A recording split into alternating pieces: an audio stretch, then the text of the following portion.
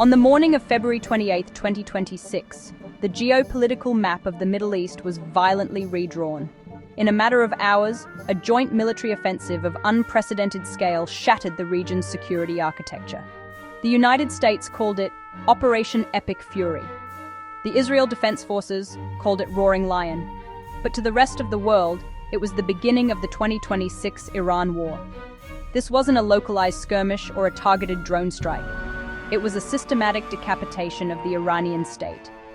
Triggered by the total collapse of the 2025 Geneva nuclear negotiations and fearing an imminent Iranian nuclear breakout, the US and Israel saw a rapidly closing window.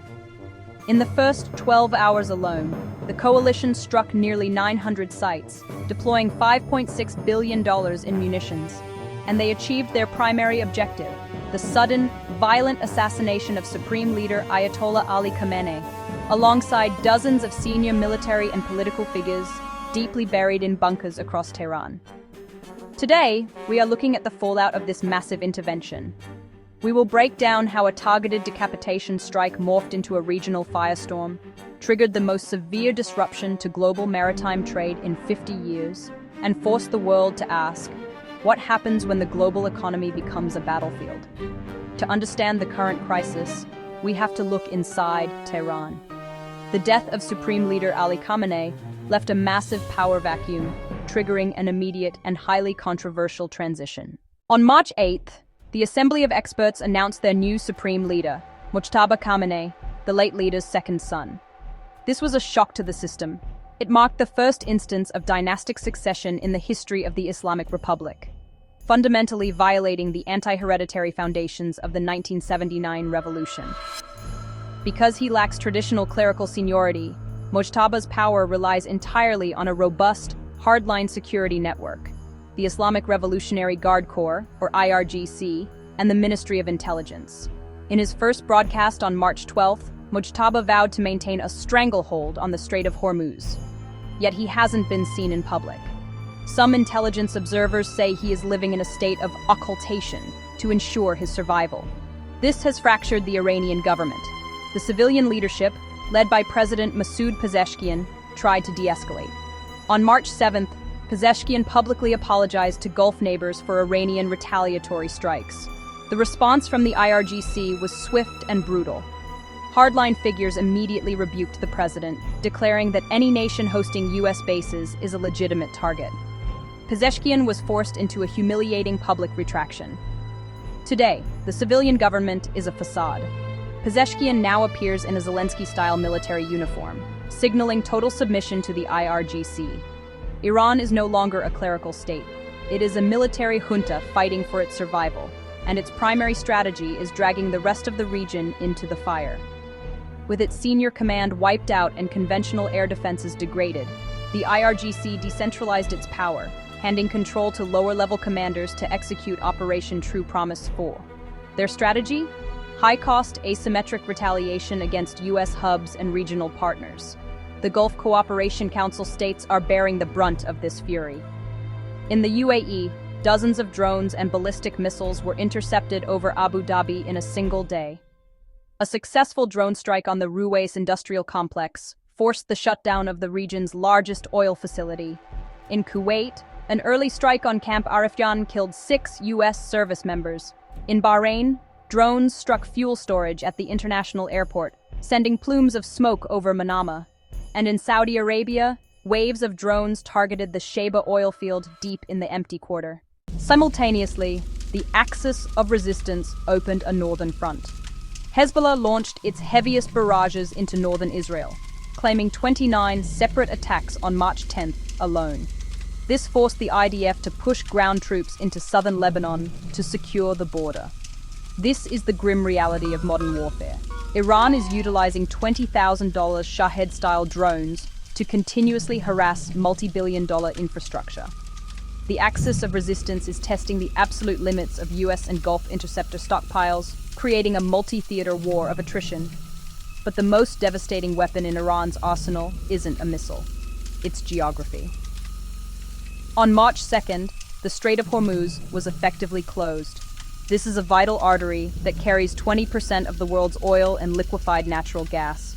its closure represents the most severe disruption to global maritime trade since the 1973 Arab oil embargo. The US military quickly destroyed 16 Iranian mine layers, but the damage was done. Iran has an estimated stockpile of up to 6,000 naval mines, deployed by small, agile speedboats. Combined with the threat of hidden anti-ship ballistic missiles along the coast, any mine-clearing operation is a suicide mission. And you don't actually need to sink ships to close a strait. You just have to terrify the insurance companies. On March 5th, global maritime insurance markets collapsed. Protection and indemnity coverage for the Gulf was withdrawn. Overnight, giants like Maersk and MSC suspended all transits, rerouting vessels around the Cape of Good Hope. This adds up to 14 days and 4,000 nautical miles to every trip. Furthermore, Qatar Energy declared force majeure, instantly wiping out 20% of the world's LNG supply. Combined with Houthi attacks in the Red Sea, the world is now facing a dual blockade. 1/3 of global seaborne crude trade is compromised. Global supply chains for everything from fuel to IT hardware are buckling in real time. The economic shockwave was instantaneous. Brent crude, hovering around $70 a barrel in February, spiked 36% in a matter of days, briefly topping $119 a barrel. Investment banks are sounding the alarm.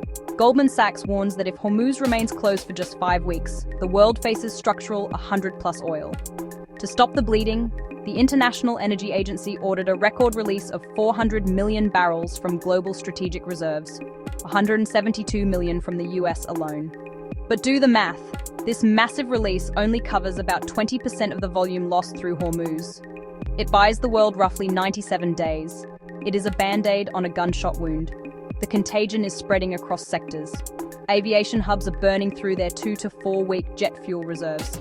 The agriculture sector is facing a massive crisis, as the cutoff of Gulf-produced ammonia and nitrogen threatens global fertilizer supplies, paving the way for a worldwide food security crisis by late 2026. As we look toward the end of 2026, intelligence analysts see 2 distinct scenarios.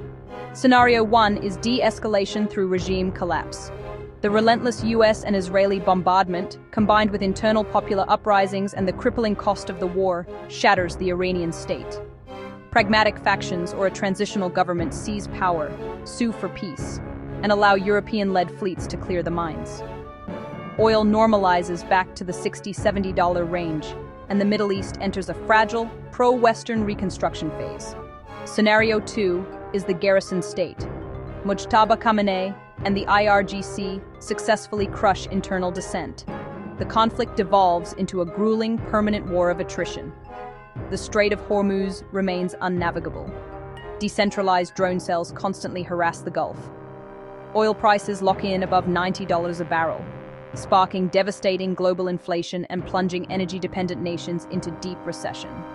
The 2026 Iran war proves that the era of calibrated pressure is over. The US and Israel have demonstrated they can efficiently dismantle a regime's leadership. But as we are seeing in the waters of the Gulf and the trading floors of Wall Street, destroying a government is infinitely easier than controlling the fallout. The Middle East we knew in February is gone. The deciding voice in Tehran is no longer a cleric, but a military junta that views the global economy as its ultimate battlefield. Thank you for watching. Make sure to subscribe as we continue to track this unprecedented global crisis.